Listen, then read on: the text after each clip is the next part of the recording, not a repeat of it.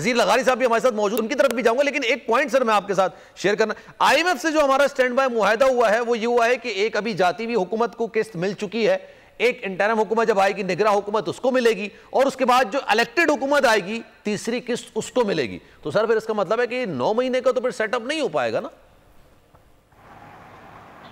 देखिए इस वक्त जो मौजूदा सूरत हाल है उसके मुताबिक सारी चीजें और जो पाकिस्तान इस वक्त फेस कर रहा है, सैलाब फेस कर रहा है, मरदमशुमारी की चीजें फेस कर रहा है, और मेरी इंफॉर्मेशन नहीं है कि उसमें कोई चीजें बाकायदा लिखी हुई है कि 3 महीने जनाब नई जो इलेक्टेड हुकूमत होगी वो उसको डील करेगी। सर ये है उसमें जो टर्म्स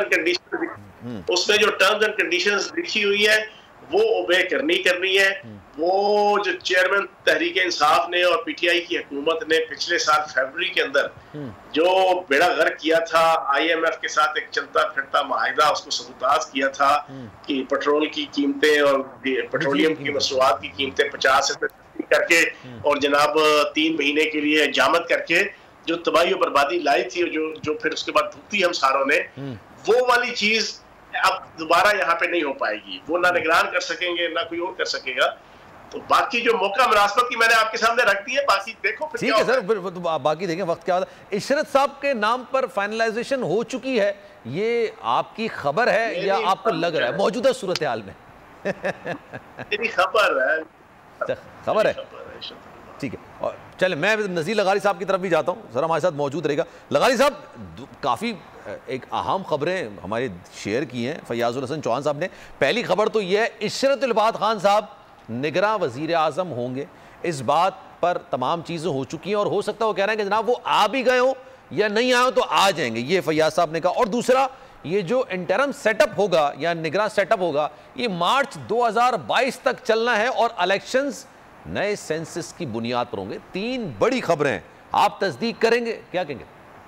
सॉरी 2024 तक।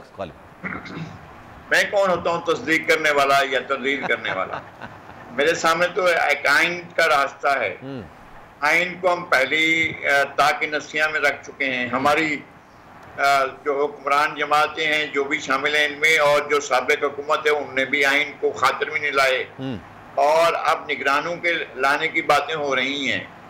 तो अब जो नाम दिए हैं फैयाजुल हसन चौहान साहब ने, इन नामों की बातगश्त हमें भी सुनाई दे रही है कि जनाब ये होंगे या फिर जो है मोहम्मद मियां सोमरो होंगे।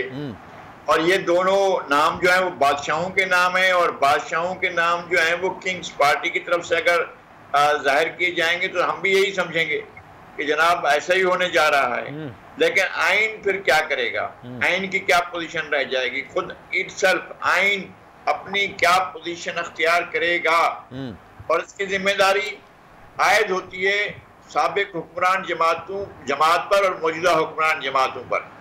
इन्हें ये करना चाहिए था कि ये जितना इनको वक्त मिला था, नहीं करा सके थे ये इंतखाबात पंजाब और खैबर पख्तूनख्वा में, तो कम अज कम इंतखाबी फहरिस्तें ही फाइनल कर जाते और सेंसस के मुताबिक जो है वो इसकी इंतखाबी हल्काबंदियां भी कर देते। अब जाहिर है मामला चला जाएगा कोर्ट्स में, और कोर्ट्स का क्या है? कोर्ट्स ने तो आप उसकी सारी मिसालें देख लें, मौलवी तमीज़ुद्दीन से लेकर फिर मौलवी तमीज़ुद्दीन के बाद फिर 200 केस के बाद फिर ये असमा जिलानी केस के बाद जो है वो बेगम नुसरत भुट्टो केस, बेगम नुसरत भुट्टो के बाद जो है वो जफर अली शाह केस, इन सारे के अंदर कोर्ट्स ने क्या किया है?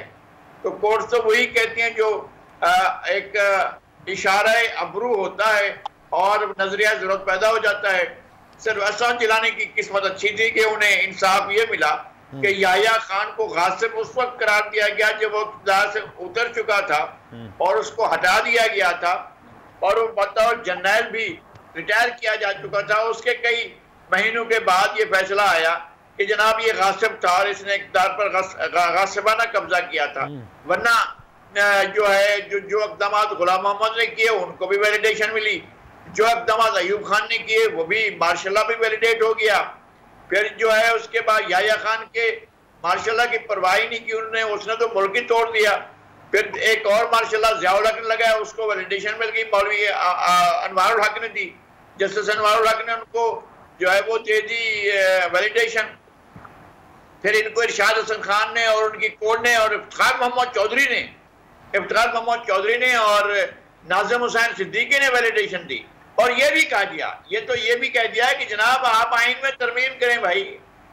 आप एक आमिर मुतलक, एक फर्द वाहिद, एक जो जिसका कोई ताल्लुक नहीं है लेजिस्लेशन से, वो बैठकर आइन में तरमीम करे। इसका अख्तियार भी सुप्रीम कोर्ट अगर किसी को दे देती है तो फिर आप क्या कर लेंगे और हम क्या कर लेंगे। और फिर यही असम्बलियां क्या करती हैं, जो पिछला किया धरा है उसको साफ भी करती है और कहती हैं हाँ जी हम इसको जो है वो दे रहे हैं, आईनी कवर दे रहे हैं। असम्बली ने दिया आईनी कवर। ये सिर्फ वो 70 वाली असम्बली जो भुट्टो साहब की असम्बली थी उसने कवर नहीं किया था, इसलिए कि याया खान गासिब करार दिया जा चुका था। ये जो 85 वाली असम्बली उसने कवर दिया, उसने कहा कि जनाब ठीक है जो ज़ियाउल हक के इक़दाम है सारे उनको कवर दे दिया गया।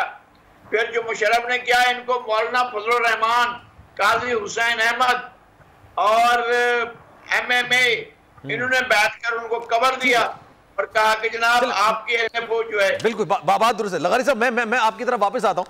अच्छा चौहान साहब भी बताइएगा, मुझे ये वाले से भी पूछना था। चलें इलेक्शंस 2024 के मार्च में ही होते हैं। चलें मैं आपकी बात को सच मान के आगे चलता हूं।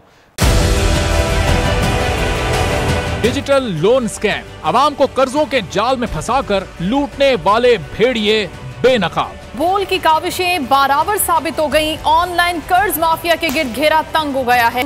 बोल ने दिया अपने आवाम का साथ, उठाई इस स्कैम के खिलाफ आवाज। बोल की डिजिटल लोन स्कैम के खिलाफ आगाही मुहिम की सबसे बड़ी ट्रांसमिशन 59% आवाम ने देखी अपनी स्क्रीन पर, क्योंकि बोल है पाकिस्तान का नंबर 1 न्यूज चैनल। सब्सक्राइब करें और बेल दबाएं ताकि कोई खबर रह न जाए।